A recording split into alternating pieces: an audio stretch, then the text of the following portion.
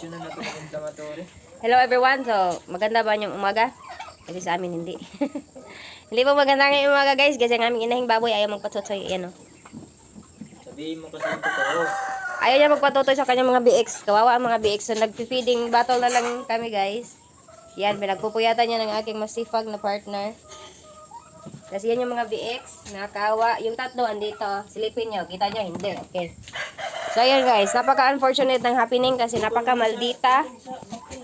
Napakasungit ng aming inahin baboy. Ayaw niya magpatutoy. Tapos, may time na pinagbibigyan niya ilang minutes lang. Mga 1 minute siguro.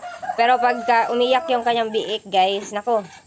Na ano siya, nai-stress house, kakagatin niya. 'Di ba? Ang saklap ng life. It's so unfortunate. Hindi kami naging maswerte sa aming inahin baboy. Pero siguro dahil nung nanganak siya kahapon, ay na-stress siya. Kaya hanggang ngayon, dala-dala niya pa rin. Hindi namin alam kung hanggang kailan ito ganito, kung magpapasuso pa ba siya, o hanggang sa pag wawalay na namin sa biik, ay feeding battle na lang. Yan ang buhay magbababoy. First time niya na mother, ng aming biik. First time din namin na maging owner ng inahin ng inahin na baboy.